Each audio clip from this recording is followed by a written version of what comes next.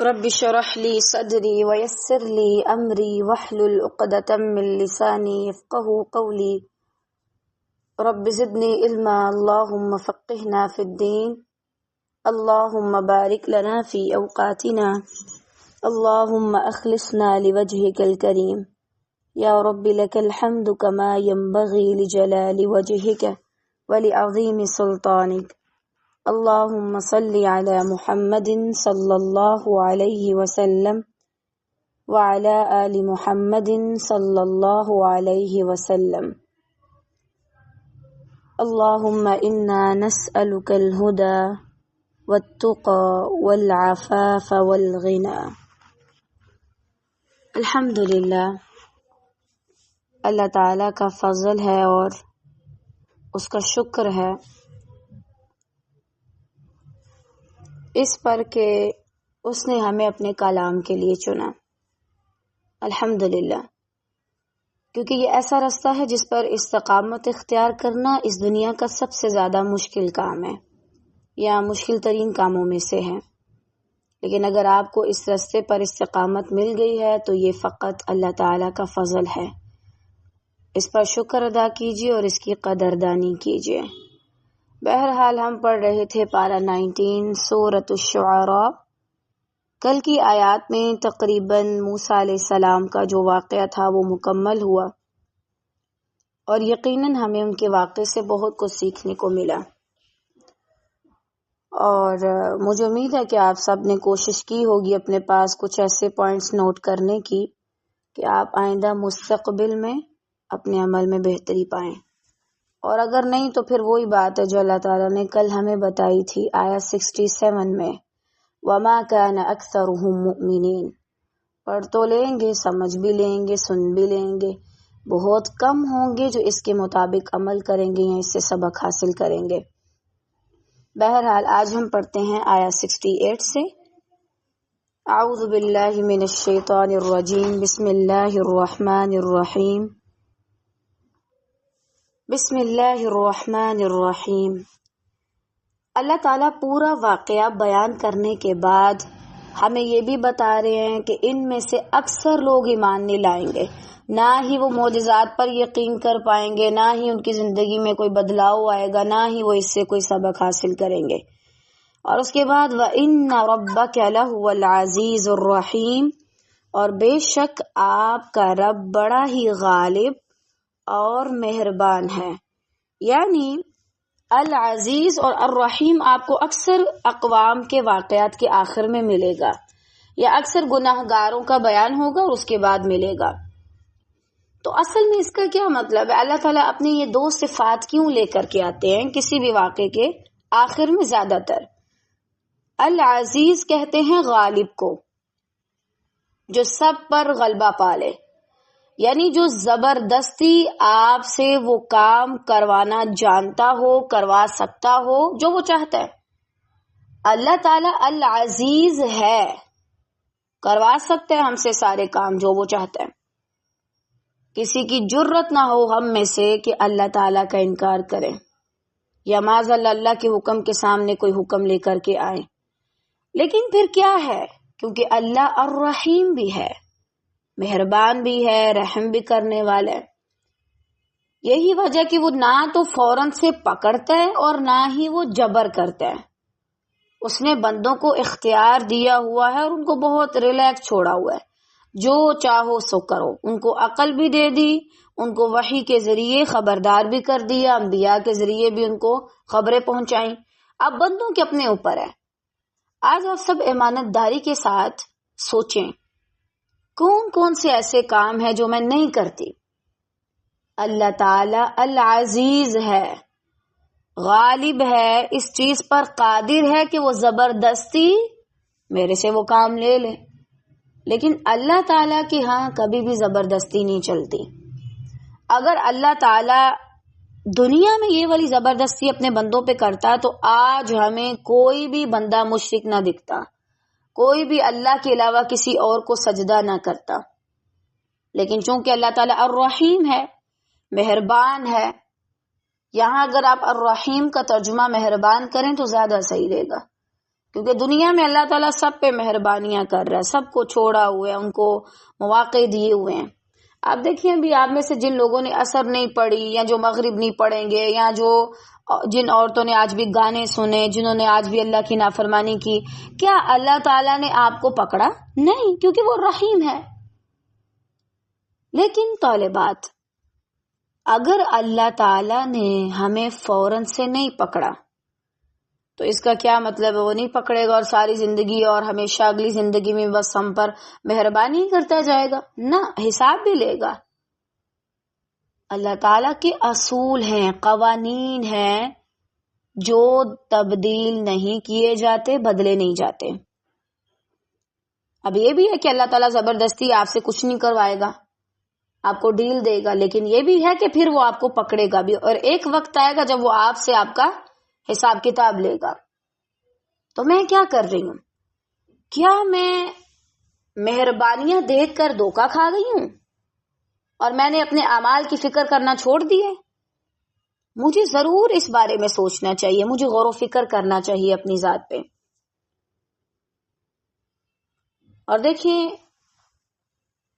مجھے لگتا ہے جب کوئی اپنا ہمیں ہمارے حال پہ چھوڑ دے نا، تب زیادہ برا حال ہوتا ہے. اللہ رب العالمین نے اگر آپ کو آپ کے حال پہ چھوڑ دیا، یعنی آپ کو کوئی مسئلہ نہیں آ رہا زندگی میں، نافرمانیاں پہ نافرمانیاں کر رہے ہیں آپ، چاہے آپ عورت ہیں، مرد ہیں، چاہے آپ انفرادی طور پہ کر رہے ہیں، اجتماعی طور پہ کر رہے ہیں، آپ کو کوئی مسئلہ نہیں آ رہا، اس کا مطلب اللہ نے آپ کو آپ کے حال پہ چھوڑا ہے. تو اگر آپ کو آپ کے حال پہ چھوڑا جائے تو پھر کوئی حال نہیں رہتا، اس لیے ذرا اپنی ابھی سے فکر کریں. بہرحال اس کے بعد اللہ تعالیٰ ابراہیم علیہ السلام کا واقعہ سٹارٹ کرتے ہیں. اللہ تعالیٰ کروڑوں رحمتیں نازل کریں ابراہیم علیہ السلام پر.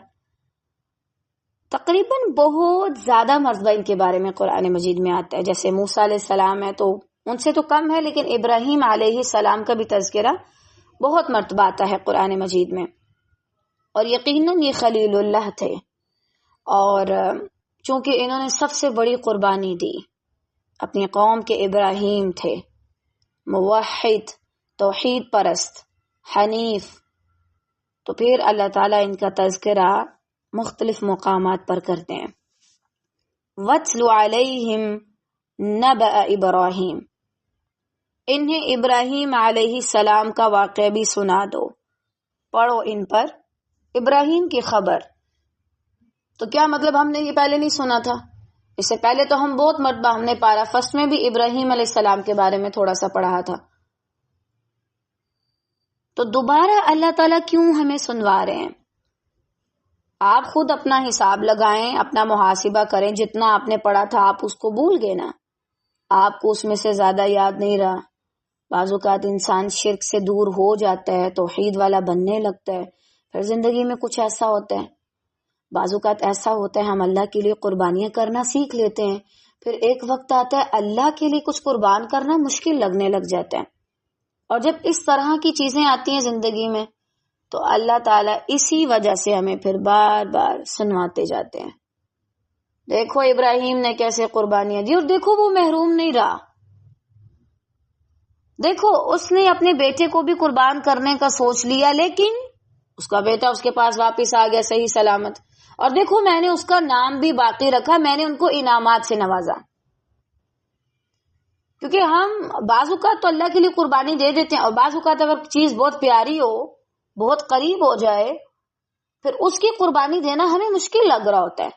اس لیے اللہ تعالیٰ پھر ہمیں بتاتے ہیں کہ ابراہیم بنو، قربانی دینی پڑے گی. جب ابراہیم نے دی تو تم بھی دو.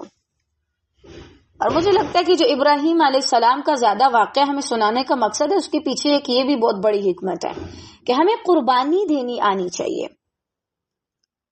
ہمیں اپنی پسندیدہ چیزیں اللہ کے لیے چھوڑنی آنی چاہیے، تاکہ ہمیں اللہ تعالیٰ اپنے قرب سے نوازے، اپنا قرب دے، اللہ تعالیٰ ہم سے راضی ہو، اور ہماری زندگی میں سب سے اوپر، سب سے پہلے نمبر پہ اللہ تعالیٰ ہوں. طالبات، پتہ ہے بعض اوقات ایسے بھی ہوتا ہے کہ اللہ تعالیٰ تو اللہ تعالیٰ ہے، لیکن ہم اللہ تعالیٰ سے زیادہ اہمیت کسی اور چیز کو دینے لگتے ہیں. اور اس کا یہ مطلب نہیں، یعنی ظاہری لحاظ سے بھی بالفرض اللہ تعالیٰ کا ٹائم ہے، جو ٹائم ہم اللہ تعالیٰ کے ساتھ گزارتے تھے وہ اس چیز کے ساتھ گزارنے لگ جاتے ہیں. یہ ساری چیزیں ابراہیم صفت شخصیت بننے میں رکاوٹ ہیں. تو جب زندگی میں ایسا ہونے لگتا ہے پھر اللہ تعالیٰ بار بار ان کا واقعہ سناتے ہیں. دیکھو قربانی دو، دیکھو اللہ تعالیٰ کو سب سے اول پہ رکھو، سب سے اوپر. جہاں رب ہے وہاں کوئی نہیں. تو بہرحال ابراہیم علیہ السلام کا یہی توحید سے بھرپور اور اللہ تعالیٰ کی محبت سے بڑا ہوا ایک واقعہ ہے جس کو ہمیں بار بار پڑھنا چاہیے. یقیناً جب بھی ہم اس کو دہرا کے پڑھتے ہیں، بار بار پڑھتے ہیں، تو ہمیں اس سے کچھ اور طرح کی الگ چیزیں سیکھنے کو ملتی ہیں. اللہ تعالیٰ کہتے ہیں ان کو دوبارہ سے ابراہیم علیہ السلام کا واقعہ پڑھ کے سنائیے، ان کو خبر دیجئے، ان کو بتائیے. اذ قال لأبیہ وقومہ ما تعبدون، جبکہ انہوں نے اپنے باپ اور اپنی قوم سے فرمایا کہ تم کس کی عبادت کرتے ہو؟ یہ کون سی چیزیں ہیں کہ جس کی تم عبادت کرتے پھر رہے ہو، جس کو تم نے معبود بنایا، رب بنایا، جس کے سامنے تم جھکتے ہو، جس سے تمہیں ڈر لگتا ہے، جس کے سامنے تم اپنی حاجات رکھتے ہو، جن سے تم مناجات کرتے ہو؟ کون ہے یہ چیزیں؟ یہ تو بت ہیں. اب دیکھیں اس بار یہ واقعہ کیسے سٹارٹ ہوا. موسیٰ علیہ السلام اپنے والد کے بھی خلاف گئے، اپنی پوری قوم کے خلاف اٹھے، اور آج مجھے اور آپ کو مسلمانوں کے بیچ میں رہتے ہوئے اللہ کی بات کرتے ہوئے شرم آتی ہے اور ہمیں ڈر لگتا ہے. وہ بھی تو ابراہیم تھے، پوری قوم مشرک ہے، کافر ہے، سمیت اپنے خاندان کے، اور اکیلے اٹھ کے کھڑے ہو کے بات کر رہے ہیں. ہمارے ارد گرد تو پھر بھی کچھ ایسے لوگ ہیں کہ جو بہت بڑے لیول پہ کام کر رہے ہوتے ہیں. ابراہیم علیہ السلام کے ارد گرد تو کوئی بھی ایسا نہیں تھا. تو آپ کو کیا لگتا ہے وہ ایسے خلیل اللہ بن گئے تھے؟ بہت مشکل ہے اللہ کا قرب پانا اور پھر اسی حال میں دنیا سے جانا. بے انتہا مشکل چیز ہے. آپ کو بہت زیادہ قربانیاں کرنی ہوں گی. آپ کو ان کے سامنے بھی بولنا پڑے گا اللہ کے معاملے میں جن کی بہت زیادہ عزت ہے اور جو قابل عزت لوگ ہیں، جو آپ کے قابل احترام رشتے ہیں. بعض اوقات آپ کو ان کے سامنے بھی بولنا پڑتا ہے. کیوں؟ کیونکہ اللہ کی بات ہے. اور جیسے میں نے پہلے کہا کہ چونکہ ابراہیم علیہ السلام کا واقعہ ہے تو نہ تو کوئی چیز اللہ سے اوپر ہے، معاذ اللہ، اوپر تو دور، برابر بھی نہیں ہے. ہر چیز کم ہے، کم ہے. اول ترجیح اللہ تعالیٰ کی ذات ہے. تو بہرحال اگر ہمیں بھی کبھی کوئی ایسا کام کسی شخص میں دکھے یا ایون کہ کسی ہمارے ریلیٹیوز میں سے، ہمارے والدین میں سے کہ جو غلط کام کر رہے ہیں، تو ہمیں کیا کہنا چاہیے؟ اللہ تعالیٰ کے خلاف کیوں جا رہے ہیں آپ؟ کیوں آپ یہ کام کر رہے ہیں؟ تو جائز ہی نہیں ہے. اور آپ دیکھیں اللہ تعالیٰ نے کیا ثابت کیا نا، اللہ تعالیٰ ہمیں کیا بتانا چاہتے ہیں. ابراہیم علیہ السلام کو انہوں نے جلانے کی بھی کوشش کی، لیکن وہ ان کی لگی ہوئی آگ سے جل کے نہیں فوت ہوئے. اگر کوئی ہم میں سے یہ سمجھتا ہے کہ شاید کوئی مجھے اور نقصان پہنچا دے گا، لیکن دیکھو انہوں نے کتنی زیادہ کوشش کی، اس کے باوجود وہ اس آگ سے ان کو نقصان نہیں پہنچا، تھوڑا سا بھی نہیں پہنچا. تو اگر ہمیں بھی کبھی اللہ تعالیٰ کے رستے میں اس طرح کی مشکلات دیکھنے کو ملیں، اس طرح کی سچویشن ہماری زندگی میں آ جائے، تو تم بھی یقین رکھو اگر اللہ کے لیے کسی آگ نما چیز میں بھی کود پڑو گے تو وہ تمہیں نہیں جلائے گی، وہ تمہارے لیے سلامتی والی بن جائے گی. کیونکہ زیادہ انسان انہی چیزوں سے ڈرتا ہے کہ آئے مجھے کچھ ہو نہ جائے، مجھے کوئی کچھ کر نہ دے، میرا نقصان نہ ہو جائے. اور زیادہ لوگوں کو اپنی جان کا ڈر ہوتا ہے. تو یقین رکھو اگر اللہ کے لیے کچھ کر رہے ہو تو تمہاری جان کو کوئی نقصان نہیں ہوگا، اللہ تعالیٰ تمہیں محفوظ رکھے گا. ضروری نہیں کہ ہمیشہ اللہ تعالیٰ تم سے وہ چیزیں لے لے، وہ صرف آزمائے گا کیا یہ اس چیز کو قربان کر سکتا ہے کہ نہیں کر سکتا، کیا یہ چیز بھی اس کو مجھ سے کم تر عزیز ہے کہ نہیں. بہرحال موسیٰ علیہ السلام نے اپنے والدین سے سوال کیا اور قوم سے بھی. اچھا طالبات، یہاں سے نا ہمیں ایک اور بات کا اندازہ ہوتا ہے. اگر آپ کے والدین کوئی بھی کام کرتے ہیں، کوئی بھی کام یا آپ سے کرنے کا کہتے ہیں، تو آپ ان سے سوال کر سکتے ہیں. آپ مجھے بتائیں میں یہ کیوں کروں؟ صحیح، اگر آپ چاہتے ہیں کہ میں کسی فنکشن میں اس طریقے سے جاؤں، میں یہ کپڑے پہنوں، میں اس طریقے سے عبادت کروں، میں اس طریقے سے نماز پڑھوں، آپ مجھے بتائیں میں کیوں کروں؟ اس کی دلیل لے کے آئے میرے پاس، چاہے وہ صحیح طریقہ بھی ہے. اور یہ چیز ہم نے بچوں کو سکھانی ہوتی ہے. ہر بچہ اتنا قابل نہیں ہوتا کہ وہ ابراہیم علیہ السلام کی طرح اٹھ کے سوال کر دے. ہمیں بچوں کو خود سکھانا ہوتا ہے. بچپن سے ان کے اندر یہ عادت ہونی چاہیے کہ اگر کوئی کام کرنا ہے تو اس کی میرے پاس ایک دلیل ہو. میں یہ کیوں کروں؟ اس سے مجھے کیا فائدہ ملے گا؟ یہ کس نے کہا ہے؟ بہرحال قالوا نعبد اصناما فنظل لها عاکفین. انہوں نے جواب دیا کہ عبادت کرتے ہیں ہم بتوں کی، پتھروں کی، مورتیوں کی. وہ جو خود بے جان ہیں ان کے سامنے جاندار جھکے ہوئے ہیں، وہ جن کے اندر جان ہے، جن کے اندر عقل ہے، سمجھ ہے. اب دیکھیں وہ لوگ اس چیز کا اعتراف بھی کر رہے تھے کہ وہ اصنام، صنم کی پوجا کرتے ہیں، بتوں کی پوجا. فنظل لها عاکفین، ہم تو برابر ان کے مجاور بنے بیٹھے ہیں، یعنی رات دن ان کی عبادت کرتے ہیں. عاکفین کا یہ مطلب ہے، عاکفین جو ہے نا وہ اعتکاف سے ہے. اعتکاف یعنی جم کے بیٹھ جانا کسی ایک جگہ کسی کی خاطر. جیسے اعتکاف ہے کہ انسان باقی سب سے الگ تھلگ ہو کے ایک جگہ پہ بیٹھ جائے ٹک کر کے، اور پھر اس ہستی کی عبادت میں لگ جائے. کہنے لگے ہاں بھائی ہم تو اس کی عبادت کرتے ہیں اور ہم تو اس کے مجاور بنے بیٹھے ہیں، یعنی ہم اسی کے لیے ہر وقت تیار رہتے ہیں. اب دیکھیں وہ لوگ اعتراف بھی کر رہے تھے. یہاں سے آپ اندازہ لگائیں کہ ان کی عقل کتنی مر چکی تھی، ختم ہو چکی تھی ان کے اندر. اگر عقل ہوتی تو کیا وہ کسی ایسے کی عبادت کرتے جو خود ایک بت ہے؟ اور آپ کو پتہ ابراہیم علیہ السلام کے جو والد ہیں وہ تو خود ہاتھوں سے تراش تراش کے بت بنایا کرتے تھے. یعنی مطلب عجیب کوئی کامن سینس بھی نہیں ہے لوگوں کے اندر کہ خود اپنے ہاتھ سے بنا رہے ہیں اور پھر ان کی پوجا کر رہے ہیں.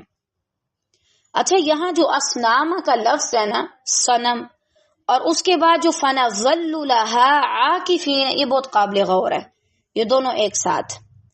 فرسٹ آف آل یہ چیز دیکھیں کہ بت صرف پتھر کے نہیں ہوتے، صنم صرف پتھر کے نہیں ہوتے، لیکن ہاں صنم پتھر کے بھی ہوتے ہیں. صنم پتھر کے ہوتے ہیں لیکن صرف پتھر کے نہیں ہوتے، انسانوں کی شکل میں ہوتے ہیں، چیزوں کی شکل میں ہوتے ہیں، وسائل کی شکل میں ہوتے ہیں، رشتوں کی شکل میں ہوتے ہیں، دوستی کی شکل میں ہوتے ہیں، والدین کی شکل میں ہوتے ہیں، اولاد کی شکل میں ہوتے ہیں، شوہر اور بیوی کی شکل میں ہوتے ہیں. اس وقت طالبات اگر آپ غور کریں، آپ کو اتنا اپنے بارے میں اندازہ ہونا چاہیے، ابھی زندگی میں آپ جس شخص کی سب سے زیادہ بات مانتے ہیں، اور اتنی بات کہ اگر بالفرض ایک طرف اللہ کا حکم ہے اور دوسری طرف اس انسان کا، آپ اللہ کا حکم سکپ کرتے ہیں بلا وجہ کیونکہ آپ کو محبت اس سے زیادہ ہے، اور آپ اس کی بات مانتے ہیں، تو گویا آپ نے اس کو اپنا صنم بنایا ہوا ہے. اب بالفرض اللہ کا حکم ہے پردہ کرنا، آپ کا شوہر نہیں چاہتا آپ پردہ کریں اور آپ نہیں کرتی، آپ اتار دیتی ہیں اس کے لیے اپنا حجاب اور یا اپنا نقاب. آپ کا بت ہوا آپ کا ہسبینڈ. اسی طرح اگر ایک کام غلط ہے اور بیوی کرنے پہ مجبور کر رہی ہے اور شوہر اس کو کر لے، تو کیا ہوگا؟ شوہر کے لیے پھر اس کی بیوی اس کا بت ہے. خاندان میں کوئی فنکشن ہوا، وہاں پر لوگ تھے، آپ نے ان کے ساتھ مل کے ایسے کام کیے جو نہیں کرنے چاہیے تھے، عموماً شادی وغیرہ یا اور بھی ہوتا ہوگا کوئی ایونٹ وغیرہ، اس پہ آپ نے وہ سارے کام کیے جو اللہ تعالیٰ کو ناپسندیدہ ہے.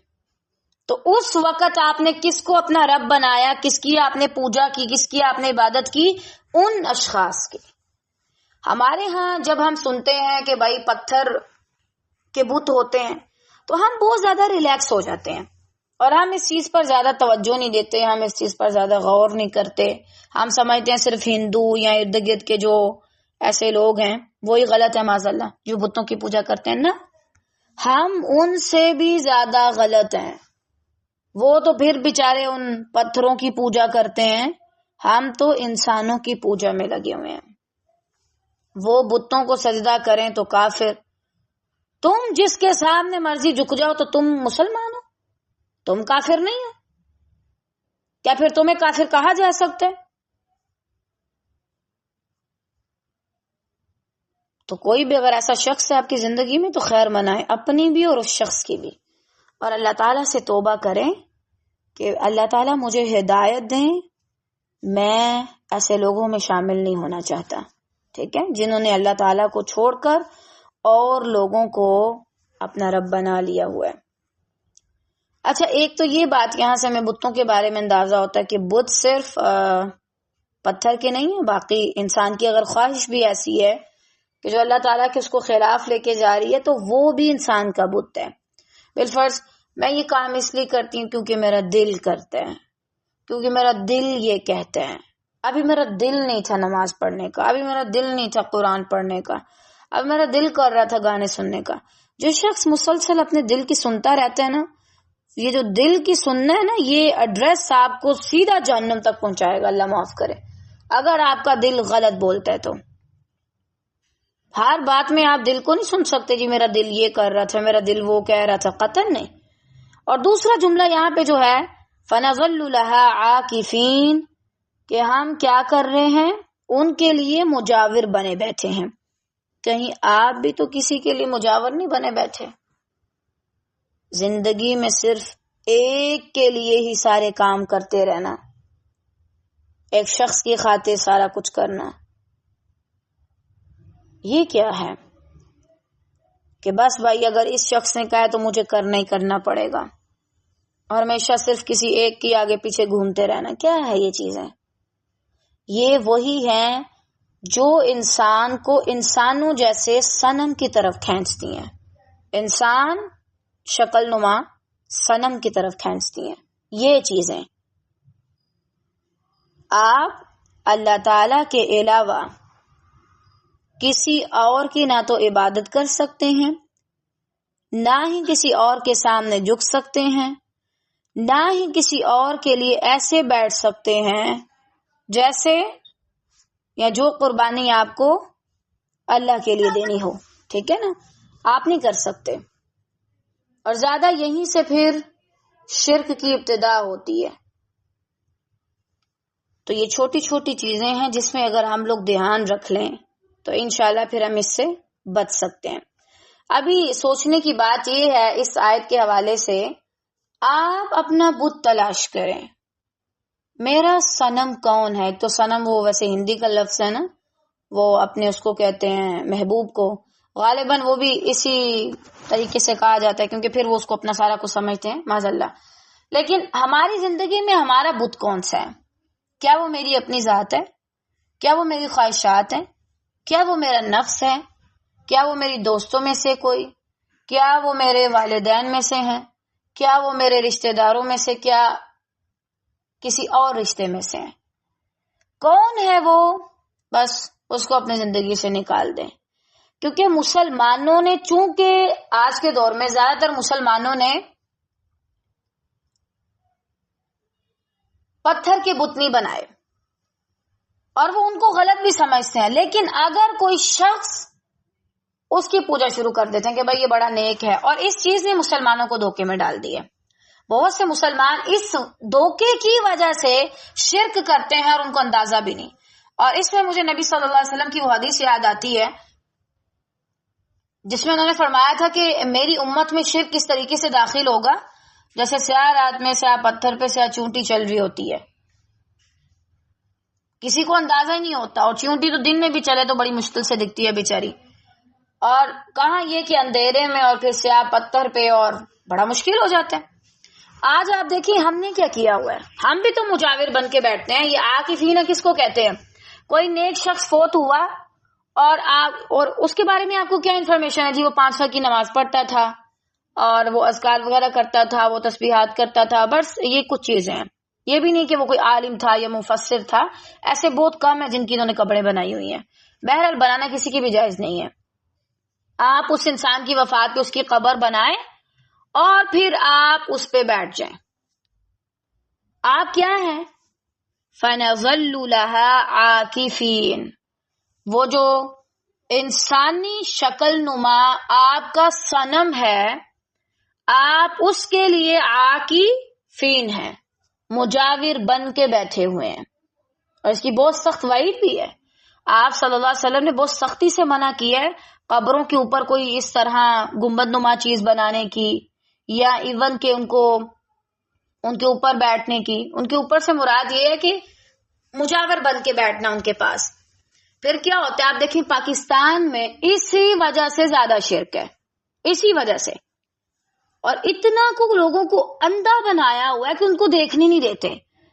صحیح بات ہے، بندہ ان سے بات کرے تو آپ کو وابی بول کے چپ کرا دیتے ہیں. بھائی کہ تم نہیں سیکھنا چاہتے؟ کیا اللہ تمہارا رب نہیں ہے؟ کیا اللہ کے سوا تم نے اوروں کو رب بنایا ہوا ہے؟ تم ان کے لیے ہمیشہ جھکے ہوئے بیٹھے رہتے ہو. مسئلہ کیا ہے تمہارا بھائی؟ بات کو سمجھتے کیوں نہیں ہو؟ ان سب مسلکوں کو اور فرقوں کو تو پیچھے کرو. فرسٹ آف آل تم اس بات پہ بحث کر رہے ہو کہ اللہ کے ساتھ کوئی اور بھی ہے. ایسا شخص جو اس معاملے میں جھگڑا کرے واللہ وہ مسلمان نہیں. تو مسلمان ہو کہ اللہ کے بارے میں جھگڑا کر رہے ہو اور آ کے مجھے کہہ رہے ہو کہ اللہ کے ساتھ فلاں فلاں بھی شریک ہے. اور اس میں ہم کیا دعوے کرتے ہیں شخص کے بارے میں؟ وہ دعائیں سنتا ہے، وہ اولاد دے سکتا ہے. اگر آپ اس کے وسیلے سے دعا کریں گے تو دعا جلدی قبول ہوگی. اللہ کے بندوں مجھے صرف یہ سمجھا دو، سویا بندہ بیچارہ اس کو نہیں پتا وہ کدھر ہے کدھر نہیں، اور مرا ہوا جس کے اندر روح ہی نہیں ہے کہاں سے تم نے پڑھ لیا؟ اور آج کے اتنے واضح دور میں جس میں علم یعنی سائنسی علوم کی وجہ سے بھی آپ ہر چیز پہچان لیتے ہیں، ابھی تک تمہیں یہ عقل نہیں آئی. اور آپ کو پتہ ہے کچھ ایسے بھی ہیں جیسے میرا خیال ہے شیخ عبد القادر جیلانی، یا جن کو یہ غوث اعظم کہتے ہیں، اللہ معاف کرے. کچھ ایسے بھی بزرگ ہیں جن کی اب انہوں نے باقاعدہ چھوٹی چھوٹی مورتیاں بنائی ہیں، آپ انٹرنیٹ پہ بھی دیکھ سکتے ہیں. اور ان کو یہ باقاعدہ غسل بھی کرواتے ہیں جیسے ہندو اپنے بتوں کو کرواتے ہیں. کیا مطلب آپ نے دین کو مذاق بنا کے رکھ دیا. بجائے اس کے کہ آپ لوگوں کو بولیں کہ گھر بیٹھ کے جہاں مرضی اینما کنتم، جہاں بھی تم ہو وہو معکم، تمہارے ساتھ ہے. اسے اپنے دل میں پکارو، اس کو چپکے سے پکارو، اس کو اونچی آواز میں پکارو، اس کو درمیانی آواز میں پکارو. اللہ سے مانگو بجائے اس کے کہ جو مر گیا ہے اس سے آ کے مانگو. کمزور تھا تو مرا نا، اس کی جسم میں کوئی کمزوری آئی، اس کی صحت میں کوئی کمزوری آئی، اس کی قوت میں کوئی کمی آئی تب وہ مرا نا، ورنہ باصلاحیت اور قوت والا اس کو تو موت ہی نہیں آئے گی. اور وہ صرف اللہ رب العالمین ہے جو ہمیشہ زندہ رہے گا. یہ باقی سب تو چھلاوے ہیں بس تمہیں پھنسانے کے لیے. اور شیطان نے بھی اچھا خاصا مسلمانوں کو پھنسا کے رکھا ہوا ہے. آپ بت کو لے آئیں توبہ توبہ کریں گے، اور آپ کسی پیر کا بتا دیں تو سجدے کرنے پہ آ جائیں گے. زمین کے اوپر ہو یا زمین کے اندر، بت ہو پتھر کا یا پھر انسانی جسم مردہ پڑا ہو، برابر ہیں، تمام برابر ہیں. یہ سارے شرک میں آتے ہیں، کوئی کچھ نہیں کر سکتا.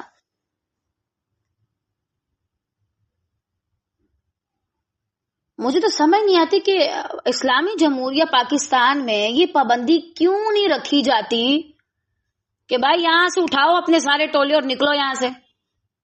ان کو سزائیں کیوں نہیں دیتے؟ کیوں ان کو اتنا کھلا چھوڑا ہوا ہے کہ جس کا دل کرتا ہے وہ اٹھ کے پیر بن جاتا ہے، رات کو کچھ ہے صبح کو کچھ نکل آتا ہے، اور بیٹھ کے لوگوں کو اپنے قریب کر رہے ہیں، ان کو اپنی طرف لا رہے ہیں.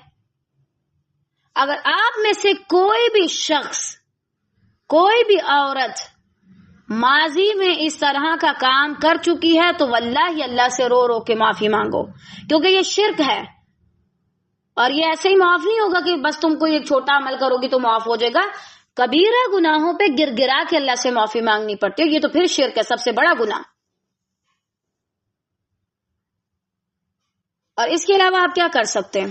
اگر آپ کے ارد گرد ایسے لوگ ہیں تو آپ ابراہیم بنے، اور اگر آپ ابراہیم نہیں بن سکتے تو پھر کیا ہی انسان ہے آپ کو چاہیے کہ آپ کے ارد گرد جہاں کہیں اللہ تعالیٰ کی توحید پر بات آ رہی ہے، شرک کیا جا رہا ہے، وہاں پہ آپ بولیں، آپ آواز اٹھائیں۔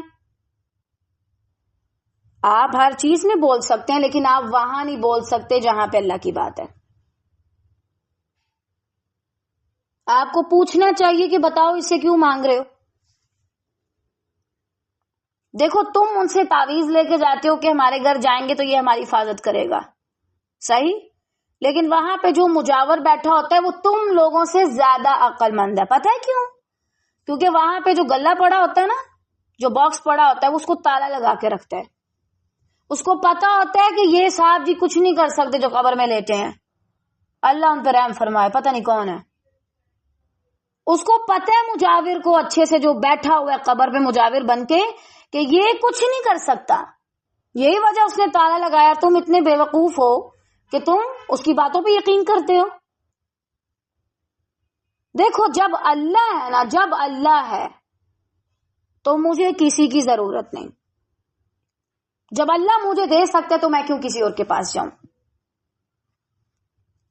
اور اپنی خیر منائیں وہ لوگ جو اس طرح کے شرک میں مبتلا ہیں اور خود کو صحیح سمجھتے ہیں اور کہتے ہیں ہم نے بیعت کی ہوئی ہے۔ بس اتنا ہی کافی ہے کہ تم دین پہ عمل کرو، تمہیں آج کل بیعتیں کرنے کی ضرورت نہیں ہے۔ اور واللہ اگر آپ کے اندر اتنی طاقت ہے تو آپ یہ کام کریں، آپ جائیں ایسی جگہوں پہ اور جا کے انہی جگہوں پہ تبلیغ کریں، بتائیں ان کو کہ آپ غلط کر رہے ہیں۔ یہ کچھ نہیں کر سکتا۔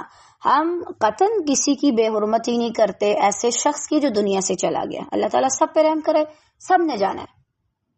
لیکن اگر تم کہو گے کہ وہ شخص جو چلا گیا ہے وہ اللہ کے برابر ہے معاذ اللہ، یا وہ سنتا ہے، اللہ تک بات پہنچاتا ہے، تو پھر تمہاری خیر نہیں ہے، کیونکہ تمہاری حرمت ہی اس وجہ سے کہ تم اللہ کو ماننے والے ہو، تم مسلمان تھے، تم نے اپنی حرمت خود ہی کھو دی کسی غیر کا بن کے۔ اور اگر آپ کسی کو قرآن مجید پڑھا دیں، آپ کو یہ سارے جو بازار ہیں نا درباروں کے، یہ آپ کو ویران نظر آئیں، ان کی روٹیاں سب سے پہلے بند ہوں گی۔ پھر آپ اس چیز کو اتنا معمولی لیتے ہیں، اس سے پہلے بھی قرآن میں آئے، لیکن یہاں پہ جو الفاظ ہیں وہ ٹھیک سمجھ آتے ہیں۔ فَنَظَلُّ لَهَا عَاكِفِينَ، مجاور بن کے بیٹھے ہوئے ہیں۔ اب آپ سوچ لیجئے آپ کو کیا کرنا ہے، کیونکہ اگر آپ کے باقی اعمال بگڑے ہیں تو اللہ تعالیٰ آپ کو ہو سکتا ہے معاف کر دے، وہ کرنے والا ہے۔ اگر آپ نے شرک کیا ہے اور آپ نے کسی اور کو رب کے مقابل ٹھہرایا ہے معاذ اللہ، تو پھر اس کی جنت تلاش کرو، پھر اللہ کی جنت میں تمہیں نہیں جانے دیا جائے گا، پھر بچو۔ اور اگر جنت میں نہیں گئے تو جہنم میں جانا پڑے گا۔ دو ہی تو جگہ ہیں آخرت میں، تیسری کوئی ہے ہی نہیں، ادھر نہیں تو ادھر تو تمہیں پھر پھینکنا ہی پڑے گا۔ خدا را عقل استعمال کریں، جو چلا گیا وہ چلا گیا۔ آپ اس کی قبر پہ جا کے سجدہ کرو، آپ کچھ بھی کرو، وہ آپ کو کچھ نہیں دے گا۔ وہ بیچارہ اتنا صحیح ہوتا تو وہ اپنے خاندان والوں کو بچا لیتا، اس کے بھی تو آگے پیچھے تھے نا رشتے دار، اس کی نسل ہے آگے سے، اس کو بچا لیتا۔ وہ ساری بھی مر رہی ہے۔ جو مر جائے نا وہ رب نہیں ہو سکتا۔ رب کی یہ شان ہے، اس کو نہ کوئی کمزوری آتی ہے معاذ اللہ، نہ اس کے اندر کوئی خامی ہے، نہ اس کے اندر کوئی عیب ہے، کوئی چیز اس کی کمزوری ہے ہی نہیں۔ وہ صرف ہمارے اللہ رب العالمین ہیں، اس کے علاوہ جو بھی ہیں وہ سارے کمزور ہیں اور مرنے والے ہیں۔ کچھ مر گئے، کچھ آئندہ مریں گے، کچھ ابھی مر گئے۔ لیکن افسوس ہے ان لوگوں پر جو ان کو رب بنا کے بیٹھے ہیں۔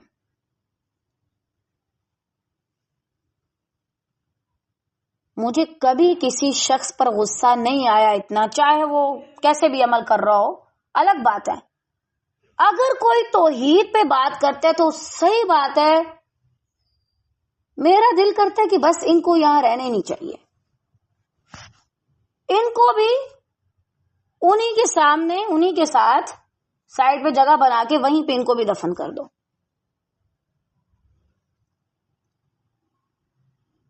کیونکہ آپ اور لوگوں کو گمراہ کر رہے ہیں. آپ دنیا میں رہ کر اگر لوگوں کو اللہ سے نہیں جوڑ رہے تو آپ کے لیے یہی بہتر ہے کہ پھر آپ مر جائیں. اگر آپ لوگوں کو اللہ کے علاوہ کسی اور طرف لے کے جا رہے ہیں، اور طالبات ہی آپ سب کی ذمہ داری ہے، آپ اگر مومنات ہیں تو آپ کے اندر اتنی غیرت ہونی چاہیے ایمان کے نام پہ کہ اگر کوئی اللہ تعالیٰ کے خلاف یا توحید کے خلاف بات کرتا ہے اور شرک کی طرف جاتا ہے تو آپ اس کو منہ توڑ جواب دے سکیں. اس معاملے میں کوئی رعایت نہیں ہے، کوئی اچھا اخلاق نہیں ہے، کوئی کچھ نہیں ہے. اگر کوئی مجھ سے اس معاملے میں جھگڑا کرے اور میرا بس چلے تو میں تلوار اٹھا لوں یا بندوق اٹھا لوں، کیونکہ مجھے اتنا اندازہ ہے اور آپ کو بھی اتنا اندازہ ہوگا، یہ سمجھ اللہ نے ہر بندے کے اندر رکھی ہے. ہر انسان کا دل یہ اقرار کرتا ہے کہ کوئی ایک ہی رب ہے، پرنسپل ایک ہوتا ہے، انسان کا اپنا سر ایک ہے، انسان کا اپنا دماغ ایک ہے، ہیڈ ایک ہوتا ہے، وزیر اعظم ایک ہوتا ہے، اور تم کہتے ہو کہ معاذ اللہ دنیا چلانے والے دو ہیں، دعائیں سننے والے دو ہیں، اولادیں دینے والے دو ہیں معاذ اللہ. جب وہ تمہارے پیر صاحب نہیں تھے تو مجھے بتاؤ تب کون دیتا تھا بچے؟ اولادیں کون دیتا تھا؟ بچوں سے کون نوازتا تھا تب؟ کیا وہ آتے تھے؟ وہ تو خود بیچارے بہت بعد میں پیدا ہوئے ہیں. اپنی عقل استعمال کریں بجائے اس کے کہ آپ کسی کو محض کوئی مسلک کا ٹائٹل دے کے تو چلے جائیں. اس سے اس کا کوئی نقصان نہیں ہوگا، اس سے آپ کا اپنا نقصان ہوگا، آپ اپنی آخرت کو کھا رہے ہیں. تو بہرحال اپنی توحید پر نظر کیجیے، توحید پر کام کیجیے. ابھی اس واقعے میں آپ کو بہت زیادہ یہ سننے کو ملے گا جو ہم پہلے پڑھ چکے تھے، اور انشاءاللہ دوبارہ ہم اس کو ڈیٹیل کے ساتھ دیکھیں گے تاکہ ہمیں اندازہ ہو کہ ہم کتنا پیچھے رہ گئے ہیں پھر. تو بہرحال انہوں نے کہا کہ ہم تو اس کے مجاور بنے بیٹھے ہیں. قال هل يسمعونكم اذ تدعون، ابراہیم علیہ السلام نے فرمایا کہ جب تم انہیں پکارتے ہو تو کیا وہ تمہیں سنتے ہیں؟ اب دیکھیں اللہ رب العالمین کی صفت بہت بار قرآن مجید میں آئی ہے، سمیع علیم، یعنی اللہ تعالی ہمیں سن بھی رہے، ہمارے بارے میں علم بھی رکھتا ہے. یہ صفت اللہ تعالی کے علاوہ اگر انسانوں کی بات کی جائے تو ان کے اندر ایک لمیٹڈ ٹائم کے لیے اور ایک لمیٹڈ لحاظ سے، یعنی وہ صرف اور صرف کچھ حد تک سن سکتے ہیں اور کچھ وقت کے لیے سن سکتے ہیں. اگر کسی شخص کی ڈیتھ ہو جائے خدا نخواستہ تو وہ اس لیول پہ نہیں سن سکتا. ہاں یہاں سے لوگ اس واقعے کی دلیل لیتے ہیں جب نبی صلی اللہ علیہ وسلم نے کنویں میں دیکھا اور فرمایا کہ تم سے زیادہ بہترین طریقے سے سن رہے. دیکھو اللہ جس کو چاہے سنوا دے.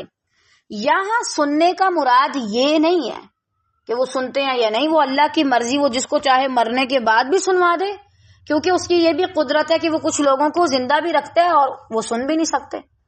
جب وہ زندہ لوگوں کو سننے سے محروم کر سکتا ہے تو پھر مردہ کو سنوا بھی سکتا ہے.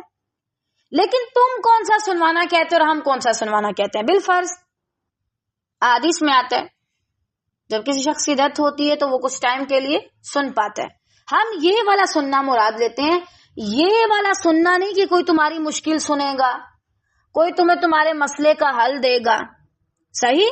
جو سننا مراد ہے اور جو دلیل آتی ہے ایک روایت میں، وہ میں نے آپ کو کھول کے بتا دی ہے کہ اس کا اصل میں مقصد کیا ہے. جب جس کو اللہ چاہے سنوا دے، لیکن جیسا تم کہتے ہو نا کہ سنتے ہیں ویسا نہیں وہ سنتے. کہ بالفرض بیچارہ بیمار تھا، بہت بیچارے کے مشکل حالات تھے، اللہ اللہ کر کے جان نکلی، چلا گیا، اللہ اس پہ رحم کرے. اب اس کے بعد تم اس کے پاس جا رہے ہو، زندگی میں یہ مسئلہ ہے، گھر میں یہ مسئلہ ہے، فلاں کی اولاد نہیں ہو رہی، فلاں کی زندگی میں پیسے کی کمی ہے، فلاں کی زندگی میں اس چیز کی کمی ہے. یہ تو بے وقوفی ہے. یہ مناجات اور پکاریں وہ نہیں سنتے، یہ تمہیں غلط فہمی ہوئی ہے. اللہ جو چاہے ان کو سنوائے، لیکن اس لحاظ سے وہ نہیں سنتے کہ وہ تمہیں تمہارے مسئلوں کا حل دے سکیں. جب تم انہیں بلاتے ہو تو نہ وہ پتھر کے بت سنتے ہیں، نہ ہی زمین کے نیچے دفن شدہ مردہ شخص سنتا ہے، اور حتیٰ کہ انسان اگر زندہ بھی ہے تو ایک حد تک بیچارہ سن سکتا ہے. اب دیکھیں، ہم آپس میں بات کرتے ہیں، بہت سی باتیں میں بھول جاتی ہوں، بہت سی باتیں آپ لوگ بھول جاتے ہیں.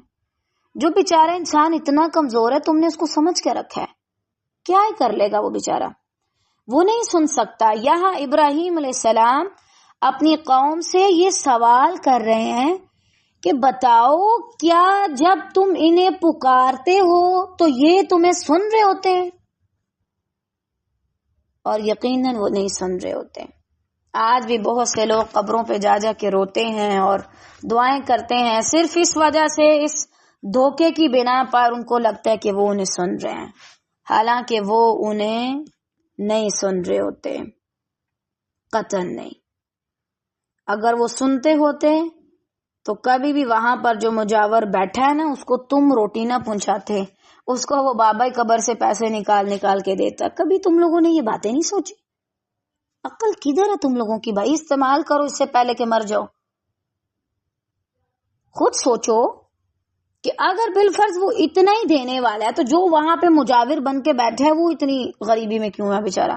اور اس کو کیوں اگر تم نہ دو تو اس کی روٹی بند ہونے لگتی ہے؟ یہ رستے بند ہو جائیں تو ان کا سارا کام شام بند ہو جاتا ہے. تو پھر اس وقت اس کو کون دیتا ہے؟